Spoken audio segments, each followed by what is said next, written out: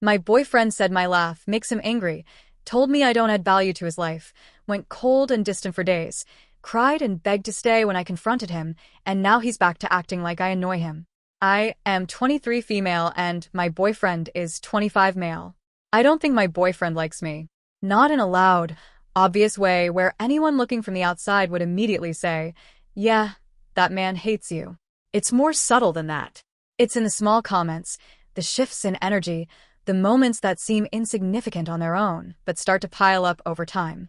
And somehow, I feel like I'm the only one who notices it. To explain why I feel like this, I have to go back to how we started because I think that matters more than I realized at the time. We met on Hinge. I know, not exactly a fairy tale beginning. We were supposed to go on a proper date, but something came up on my end, so we didn't go. A few days later, I reached out to reschedule, or at least hang out casually. He said he was busy earlier that day, but later that night he picked me up and we went back to his place. We watched South Park, drank a little wine, talked, played video games. It felt easy. Like there was no pressure to perform or impress.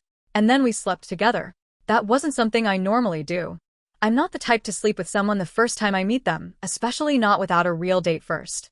But it didn't feel wrong in the moment. It felt natural. So, I went with it.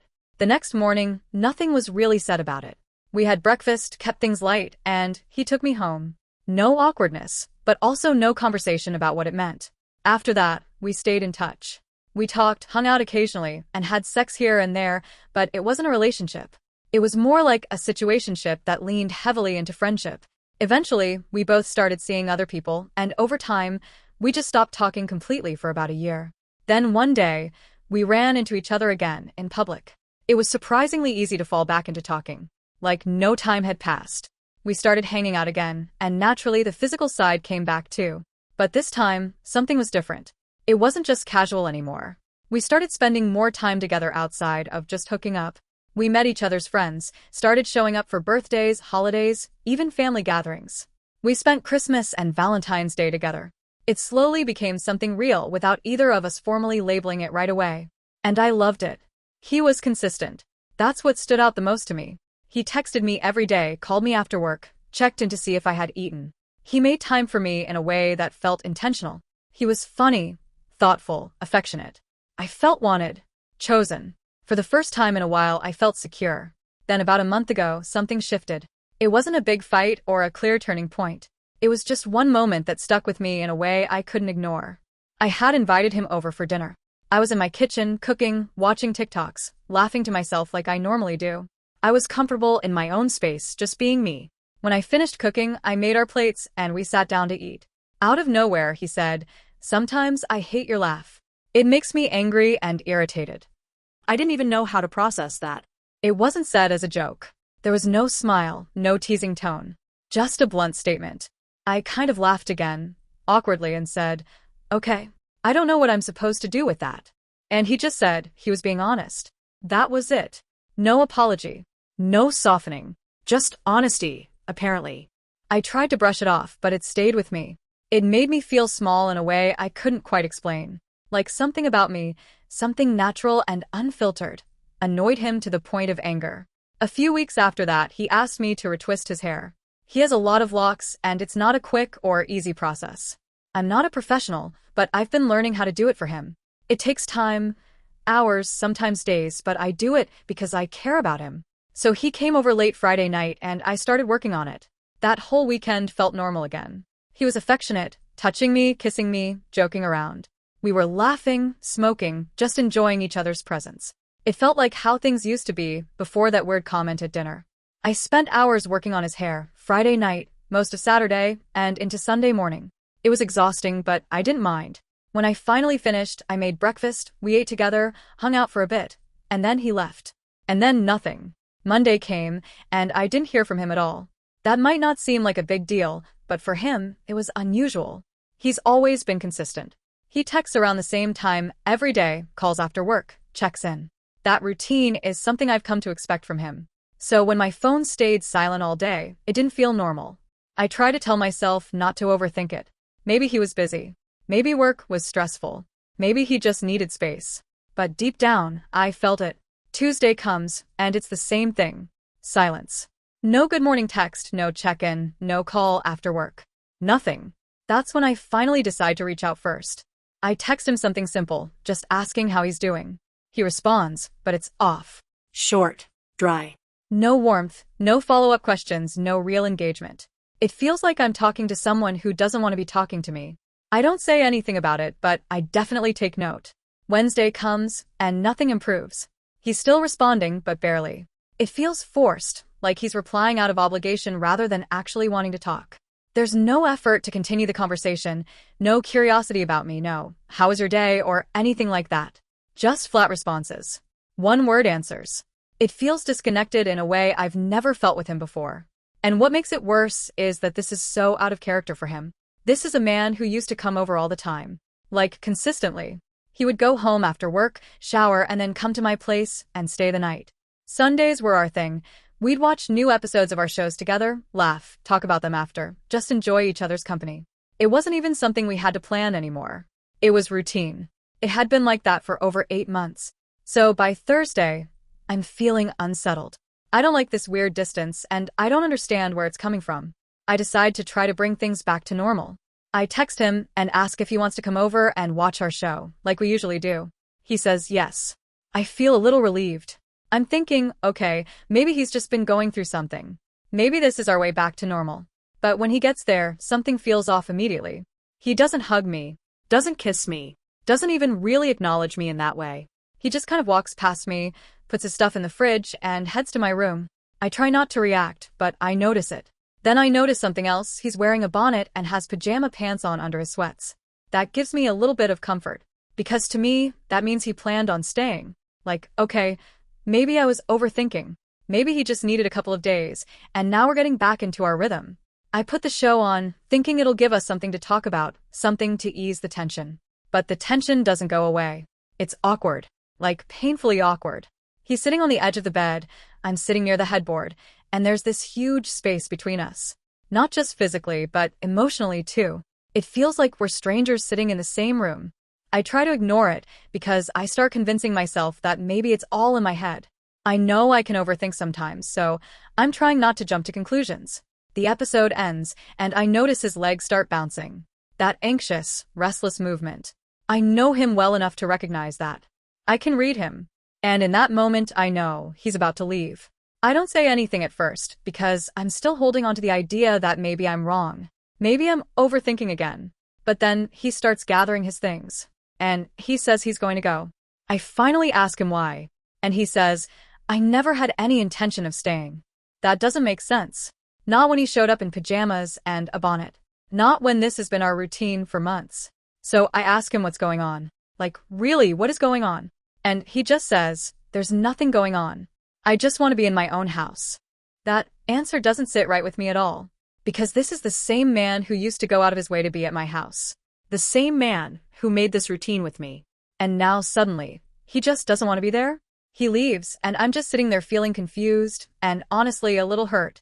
The next day, I decide I can't just let it sit like this. I text him and ask him to come by so we can talk about what happened. He agrees, and when he gets there, the energy is completely different. Cold. That's the only way I can describe it. He feels distant, closed off, almost irritated. Ask him what's going on, and instead of answering, he flips it on me. You tell me. You're the one who wanted to talk. That already puts me off, but I don't react to it. I tell myself I can't control how he's acting. I can only control what I say.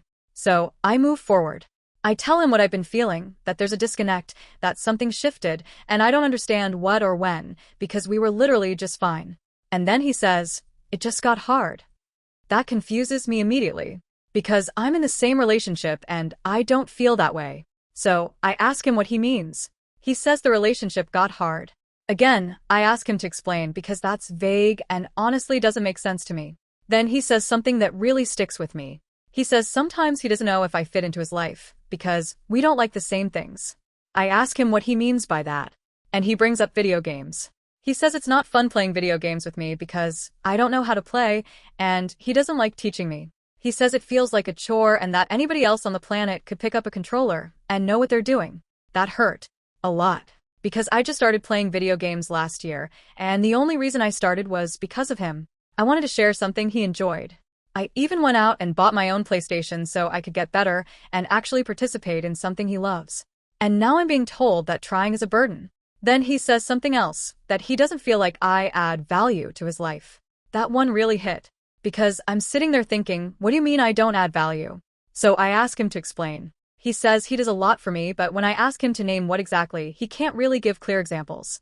Then he brings up cooking. He says I don't like to cook, and that he feels like he cooks for me a lot. And I'll be honest, I don't love cooking. Mostly because I hate doing dishes. But it's not like I never cook. And when I do, I actually put effort into it. Full meals, not just something quick. Meanwhile, the examples he gave of cooking for me were things like hamburger helper, tuna salad, quesadillas, and even then I taught him how to make quesadillas. And the thing is, I never knew this was an issue. He never said anything before. I'm not the type to refuse kindness. If someone offers to cook for me, I'll accept it. I didn't realize it was building resentment in him. But I still try to take that as constructive criticism. Because I do want to get better at cooking, not just for a relationship, but for myself. I want to be able to take care of my future family one day. Then he says something that really throws me off. He says sometimes it feels like I don't do anything. Like I don't have anything going on. And that honestly made me sit there in disbelief. Because I work 2 jobs. Both are demanding, both involve working with individuals who need high levels of support. It's not easy work. On top of that, I have my own hobbies. I'm in poetry groups, I journal, I do creative things, I volunteer sometimes. I have a life. It just doesn't look like his life. He's into the gym, gaming, meditation, and more physically active things. And I respect that. I even try to participate when I can because what's important to him matters to me. So I'm sitting there listening to all of this, and I'm trying to process it in real time. Some of what he's saying, I can acknowledge. I'm not perfect, and I'm open to growth. But other parts of it feel like he's just projecting, like he's pulling issues out of nowhere and placing them on me without ever giving me a chance to address them before. I tell him that, calmly. Then I ask him the question that's been sitting heavy on me this whole time. If it's this hard for him to stay engaged in the relationship, does he even want to be here? And that's when he starts crying. Not a little emotional, actually crying. And through that he says yes, that he does want to be here. I ask him again to be sure, and he doubles down. He says he wants the relationship. So I tell him I want it too. Because I do. But I also make it clear that I am my own person. I'm not him, and I'm never going to be a carbon copy of him. That's not how relationships work. The whole point is to be with someone who is different from you. If you wanted someone exactly like you, then you could just be alone. I explain that it's unfair for him to be attracted to me for who I am, and then slowly start resenting me for being that same person. Especially when he hasn't communicated any of these issues along the way. It's not fair to let things build up and then dump them all on me at once like I've been doing something wrong the entire time without knowing it. To me, that's insane. I tell him that if he had communicated like an adult like he claims to be, I could have addressed things as they came up. We could have adjusted, grown, and maybe avoided getting to this point entirely. We talk for hours. Like 5 hours straight. And by the end of it, we come to an agreement. We're going to continue the relationship. He says he'll work on communicating his feelings in the moment instead of letting them build up. And I tell him I'll work on being more attentive to his needs, but only if he actually communicates them. Because I'm not a mind reader, and I'm not about to become one. That was last week. Fast forward to today. I send him a post about The Boys, a show we watch together all the time. It said that Jack Quaid and Claudia Dimmitt are married in real life. I thought it was interesting, something small we could react to together. I send it and say, "What?" And he replies, "So. Just so." I pause for a second, then respond with, "Oh." And he follows up with, "I don't even know who that woman is." At that point, I'm confused. So I say, "What?" And he goes, "And I don't care to know." That one stings. I try to keep it light and explain. "That's Victoria Newman, the head-popping lady." Then he says, "Oh shoot. I didn't look at the picture, I just saw Jack Quaid. Pretty cool, I guess, but I don't think I care about their marriage." So I just say, "I just didn't expect them to be married, that's all. But noted. Make sure you eat something, I'm sleepy. Good night." And he just says, "I will. Good night." That's it. And it's like, this is what I mean. It's not one big, obvious thing. It's these small moments where I try to connect, and it feels like he shuts it down. Like he doesn't care about what I'm saying, or worse, doesn't care about me. So now I'm sitting here asking myself the same question over and over again. If he feels this disconnected, if everything about me seems to annoy him or feel like a burden, why did he sit there and cry and say he still wanted to be here? Why not just leave?